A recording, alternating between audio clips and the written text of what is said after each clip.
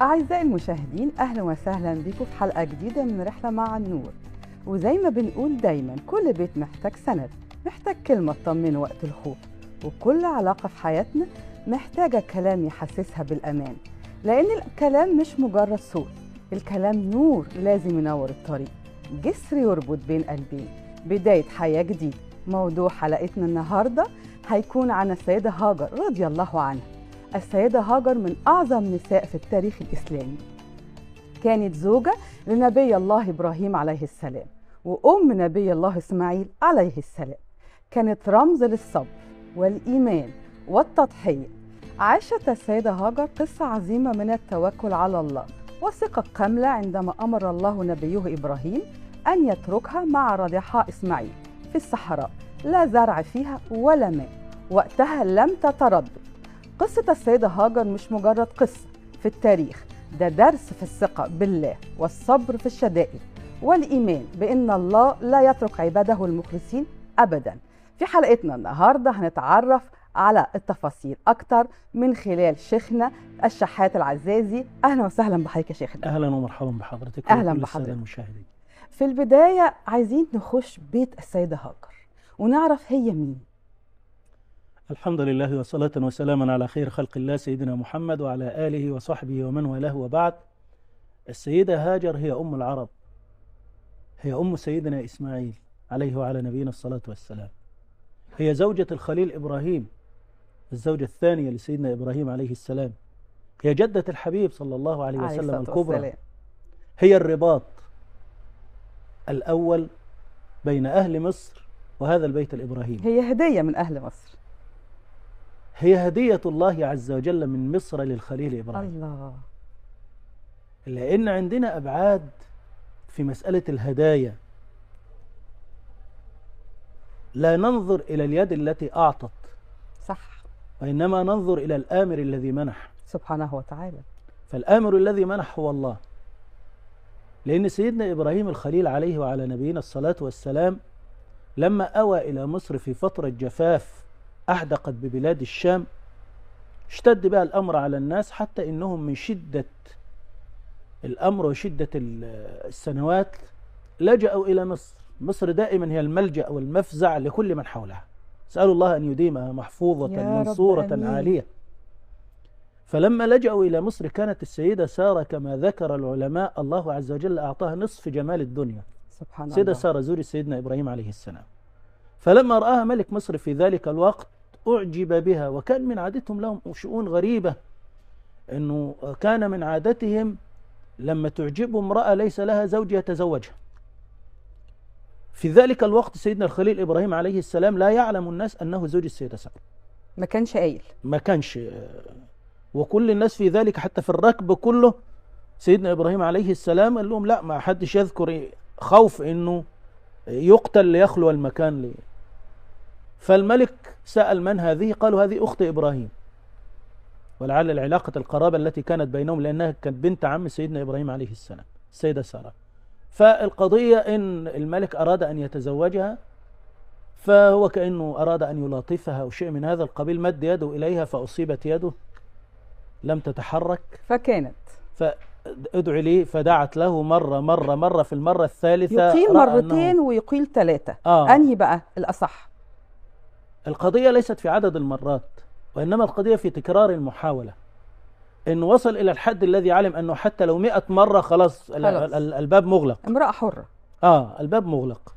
فأراد كأنه أراد أن يطيب خاطرها أو أن يعوضها، فأعطاها إحدى بنات القصر الرفيعات المستوى، فمنحها السيدة هاجر وصيفة له.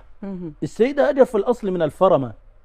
الفرمة دي بلد اللي هي كانت في الأصل كانت بورسعيد الأصيلة أو القديمة، حتى هي حي الآن من أحياء بورسعيد، كانت في الطريق بين العريش وبين بورسعيد اللي هو المخرج الحالي.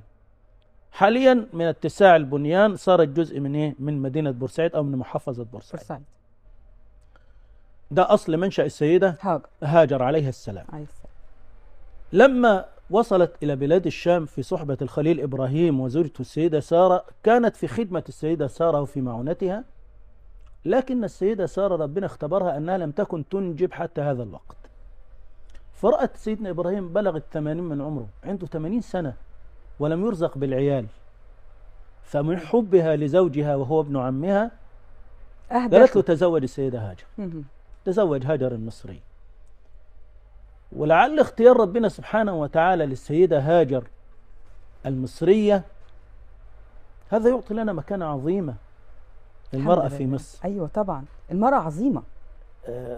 وخاصة أن ربنا لما أراد أنه يختار الزوجة التي ستكون وحدها في الصحراء وتبني مدنية ودين للدنيا كلها كانت السيدة هاجر المصرية. ما هنا عايزين نتوقف ازاي السيدة هاجر قدرت تتحمل ده، عشان السادة المشاهدين لما يبقوا في مواقف زي دي جوزها يتركها يسافر بعد شهر يموت تبقى لوحدها، تبقى مثل ليها السيدة هاجر بقد ايه كانت مؤمنة بان هي تستطيع بالله.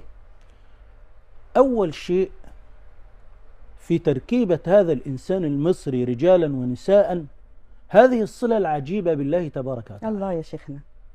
حتى في أكثر الناس فسادا تلاقي إنه عنده الحتة بتاعت ربنا موجودة. صح، ويقول بسم الله الرحمن الرحيم وراح يسرق. فعلا. يعني بحرامي وطالع كده يقول توكلنا على الله. توكلنا على إيه الله. القضية بتاعتك؟ قال له لا، لأن المكون الإيماني جزء في تركيبة هذا الإنسان المصري، لأنه من قديم حتى من التاريخ يعتبر أن ما يعيش فيه إنما هو منحة من عند الله تبارك وتعالى. هذا النيل صح. هبة ومنحة من الله، حتى ما شاء إنه الله أعطاه. ما شاء الله دلوقتي بسم الله ما شاء الله، ونسأل الله تبارك وتعالى أن يدوم وأن يزيد. أعطاه شيء عظيم من التقديس لارتباطه بالعطاء الإلهي، حتى إن عنده الأرض مقدسة، أن عنده كل شيء مما يحيط به من نعم الله عز وجل فيه نوع من الإيه؟ من التقديس. سبحان الله. تعالي حضرتك للسيدة هاجر بقى، لا زرع ولا ماء في مكان الصحراء. بواد غير ذي زرع. ربنا سبحانه وتعالى أمر سيدنا الخليل إبراهيم عليه السلام أن يأخذ السيدة هاجر مع ولدها الرضيع سيدنا إسماعيل عليه السلام. وفي هذا المكان تركها إبراهيم جوار هذه التبة العالية اللي هي بعد ذلك إيه؟ البيت الحرام، الكعبة التي رفعت قواعدها. في جوار كانت الكعبة على تبة، كانت تبة عالية، ما كانش في أي شيء ما كانش في قواعد ولا أي حاجة خالص، لم تكن ظاهرة، لأنه جاءها سيل فطمرها ولم يبقى لها شيء أثر إلا هذه التبة العالية. حتى إن سيدنا الخليل إبراهيم عليه السلام لما أمر برفع القواعد لم يعرف المكان حتى جاء جبريل عليه السلام فدله عليه وحدد له هذا المكان. الشاهد أن سيدنا الخليل إبراهيم عليه وعلى نبينا الصلاة والسلام وضع زوجه ووضع ولده الرضيع الذي جاءه بعد طول عمر واشتياق. وده شيء عجيب طبعا، إن الولد يأتيني بعد هذه التوسلات لله تبارك وتعالى وبعد هذه السنوات. 80 سنة عبال لما سيدنا إسماعيل جه كان على الأقل 82 كان عنده 86 سنة في ذلك الوقت الذي وصل فيه إلى صعب قوي يا شيخنا، لكنه أمر الله. هو ده المهم، ترتيب الله عز وجل لنا حتى وإن لم يعجبني صح، فإن فيه الخير. أنا ما أعرفوش، ما أنا مش عارف إن ترتيب الدنيا هتمشي إزاي. لولا النقصان ما كان الكمال، ولولا التعثر ما كان القيام، ولولا التعب ما كانت العافية. يبقى دائما الإنسان لابد أن ينتبه إلى شيء هام جدا في حياته، أنه يتعلم من أخطائه أكثر مما يتعلم من صوابه، وأنه إذا صعد الجهد أعلى وأشد. أن يمشي مستقيما قد يكون فيها جهد، لكنه أن يصعد ويرتفع الجهد أشد، صح، لأنه يحتاج إلى جهد زائد عن جهد من يمشي مطمئن على أرض ثابتة. والأرض كلما كانت قمم الجبال عالية كلما كان الوصول إليها أصعب وأشق. سيدنا الخليل إبراهيم عليه السلام الله عز وجل أمره أن يحمل زوجه وولده الوحيد إلى هذا الوادي الذي لا زرع فيه. لماذا؟ قالوا لأن الله إذا أراد أن يعمر جاء بالعمران إلى المكان. ربنا يريد أن يعمر هذا المكان، يقوم يعمل إيه ربنا سبحانه وتعالى؟ يجي الخليل إبراهيم عليه السلام مع ولده. السيدة هاجر في ذلك الوقت عندها أمر هام جدا، ثقة كاملة بالله تبارك وتعالى وطاعة كاملة لهذا الزوج لعرفانها بحقه. الزوجة المصرية دائما والبنت المصرية دائما فعلا في طوع أبيها وفي سند لزوجها. صح. احنا قليل إن احنا نجد نتميز. قليل إن احنا نجد حد يشذ عن هذه القاعدة. صح. لكن دائما دائما البنت ما دامت في بيت أبيها فأبوها قرة العين. صح. فإذا ذهبت إلى زوجها فهي السند والظهر الذي يحمي. السيدة هاجر في هذا المكان سيدنا إبراهيم عليه وعلى نبينا الصلاة والسلام وضعهم، ولولا عنق الراحل راجع. ماذا معهم؟ ليس معهم إلا جراب فيه تمر وسقاء فيه ماء. يعني هذا الجراب الذي فيه تمر كم يوم يكفي؟ يوم، يومين، 3. طب والماء اللي هذا يكفي يوم، بس يومين؟ إيمانها بالله إن المية هتدوم، الحبة الصغيرين دول هيخلوها تقدر. هنا يأتي السؤال: يا إبراهيم لمن تتركنا؟ سألته السؤال ده، أنا بستوقف عنده يا مولانا ككوني امرأة. نعم. جوزي سايبني في الصحراء مع رضيع، بس إيماني بالله خلاني أشوف اللي مش هعرف أشوفه النهاردة، اللي أنا عارفة إن أنا هيسيبني في الصحراء. يعني حضرتك متخيلي مولانا كده امرأة لوحدها جوزها بيسيبها وماشي وهي بتقول له أنا موافقة. ده احنا عندنا قضية عجيبة. السيدة هاجر قالت إيه؟ يا إبراهيم لمن تتركنا؟ إذن فالمرأة لا تستغني عن سند. صح. في كل القصص. إلا المرأة المترجلة، المرأة مش عارف إيه، المرأة اللي مش عارف. هذا شيء غريب، ليست هذه طبيعة المرأة السوية. صح. وإنما طبيعة المرأة السوية أنها لابد لها من سند. يقول لا مش لازم يكون رجل. وأجمل سند هو الله. ليس شرطا أن يكون زوجا، يكون والد، يكون أخ. كان مين سند السيدة هاجر؟ السيدة هاجر سأل سيدنا إبراهيم سؤال، بتقول له إلى من تتركنا؟ سيدنا إبراهيم لم يجب. يبقى ليست القضية لمن تتركنا، القضية وإنما بأمر من تركت. الله أكبر. يبقى احنا بنعمل حاجة اسمها ايه؟ التسامي. لا سيبك من الصورة الصغيرة دي، ايه رأيك كبر الموضوع كله؟ الله، شوف الصورة كاملة، ما تشوفش الحتة اللي انت فيها بس، لا انظر إلى الصورة كاملة، لأنك إذا نظرت إلى الصورة كاملة أدركت الحكمة التي أرادها الله تبارك وتعالى. يا سبحان الله. كأن الخليل إبراهيم عليه وعلى نبينا الصلاة والسلام يقول لنا هناك أسئلة لا تستحق الجواب، وهناك أسئلة ليس لها جواب. فارفع من يسألك سؤالا ليس له جواب إلى سؤال يستحق يكون له أن جواب. تقف عنده. الله أمرك بهذا؟ قال نعم. قالت إذن لن يضيعنا. قضي الأمر. يعني حين كانت تتلمس السند كانت تنظر إلى شخص إبراهيم عليه السلام، فلما قال الله أمرك، قالت الله أمرك بهذا؟ قال نعم. نظرت إلى من وراء إبراهيم عليه السلام، إلى رب العالمين. حضرتك بتقول الله إزاي تلمس القلوب. نعم، لأنها قالتها هكذا. لماذا؟ حين تغلق الأبواب نلجأ إلى باب الله، وباب الله ليس بالألسنة يفتح وإنما بالقلوب. صح. فلا بد أن يخرج الكلام من القلب. الله أمرك بهذا؟ قال نعم. هناك كلمة تغني عن كتب ومجلدات. صح. نعم، نعم أمرني، نعم لا أستطيع أن أخالف، نعم أنا أحبكم وتركتكم طاعة لله، نعم الله يعوضكم عن كل شيء، نعم لا أترككم دون سند، وإنما أنا وأنتم على الله نستند. ما أجمل السند، ما أجمل السند. ومضى الخليل إبراهيم عليه السلام. هناك أمر عجيب. الخليل إبراهيم عليه وعلى نبينا الصلاة والسلام، هل هذا الأب الذي تشوق إلى الولد وسأل رب العالمين تبارك وتعالى يستطيع أن يتحمل بعد هذا الولد؟ هو أب وإن كان نبيا، بس أمر، هو أب. صح. وإن كان الآمر هو الله. يتوارى الخليل إبراهيم عليه السلام بحيث لا يرى، ويبكي ويدعو. طب مولانا، عايزين نقول للسادة المشاهدين، لما ابقى في موقف زي ده كأنثى أو كرجل أعمل إيه؟ أستفيد إيه من الدرس اللي سيدنا إبراهيم وستنا هاجر هتعلمهولي أنا كست. نجي مثلا الزوج مسافر وأولاده كتير. صغار، اه وبعدين توفى. اضطر، لا ده هو اضطر قهرا حتى يوسع على نفسه وعلى عياله أن يتغرب. صح.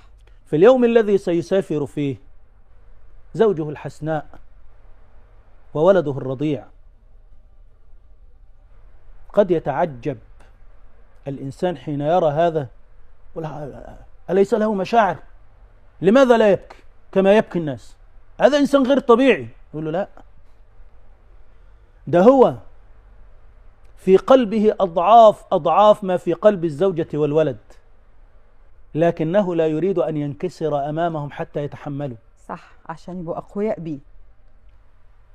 أحيانا بعض الناس قدره أن يموت واقفا. صح. وتحية كبيرة للناس العظيمة اللي هي بتقدر تستحمل عشان غيرها يقدر يكمل، لأنه نموذج، صح. رمز، صح. لا يريد أن ينكسر أمامهم ولو بدمعة، صح. لأنه أملهم في العز. طيب نرجع تاني ستنا هاجر في الصفا والمروة. أنا بلاحظ إن لغاية النهاردة خطوات ستنا هاجر كلنا بنمشي وراها في الحج والعمرة، الصفا والمروة. لماذا؟ إحياء للقيمة. كل مرة حضرتك لما باجي أعمل عمرة وأنا في الصفا والمروة بتخيل ستنا هاجر، بعيش خطوات ستنا هاجر، وبشوف الرجال وهما بيهرولوا قد إيه هي كانت مؤمنة وعارفة إن السعي هيوصلها. أسأل حضرتك سؤال بقى. اتفضل. النساء بتهرول؟ لا. طب ليه؟ مش برضو بسأل نفسي السؤال ده. لأن السيدة هاجر سعت عنهن جميعا. الله أكبر. خلاص هم كلهم كانوا في شخص السيدة هاجر فهرولت عنهم، فاكتفى الله عز وجل بهرولة السيدة هاجر عن كل النساء، لكنه بقي على الرجال إحياء واحتراما وتقديرا لهذه الأم التي لم تسعى مرة وإنما سعت سبع مرات. في كل مرة تنتظر لطف الله تعالى، ولم تتوقف عن السعي حتى جاء الفرج. ماء زمزم الفرج. وماء زمزم أقصى ما كانت تطمع فيه هاجر عليها السلام شربة ماء. ما هي قالت ولقمة. زمل زمل. كان يكفيها، كانت تطمع فقط في شربة، حد يمر يسقيهم، حد يمر يأخذون منه لقمة، فأعطاها الله عز وجل عين زمزم. عطية الله للدنيا أجمعين ببركة هاجر. صح. من كان جائعا فهي طعامه، ومن كان عطشا فهي شرابه، ومن كان مريضا فهي عافيته، ومن كان سائلا فهي أمنيته. طعام طعم وشفاء سقم.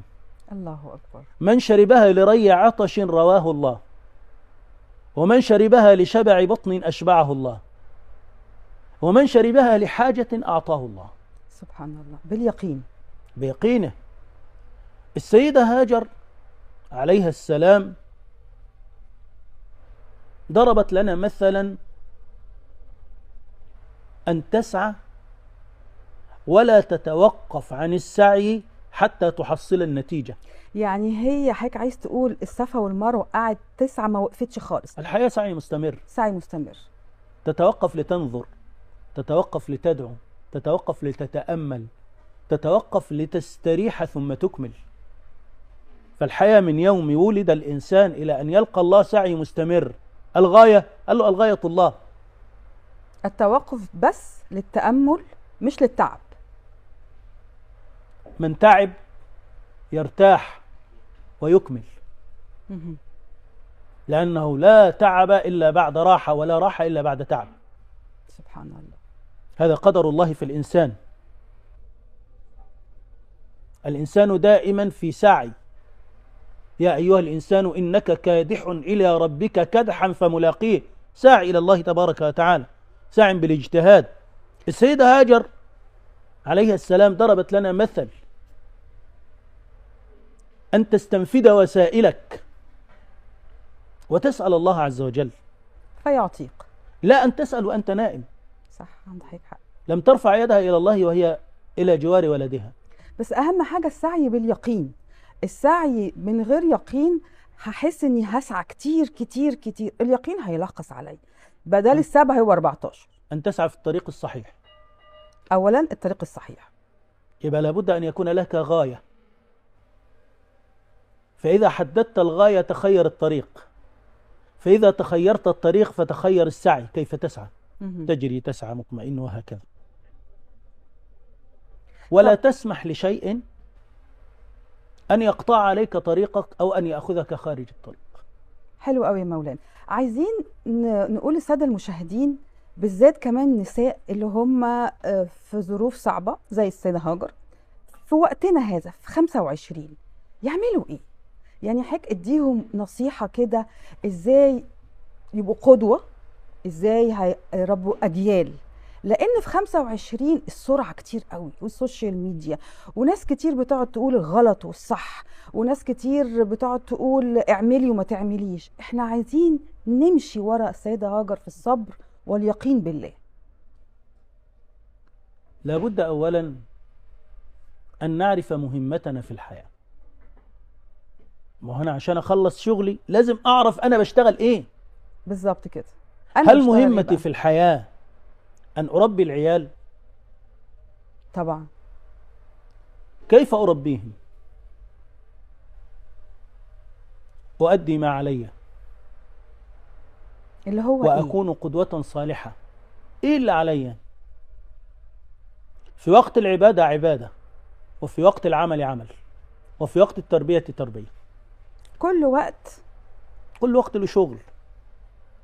يعني أنا خارج البيت في العمل منشغل بإيه؟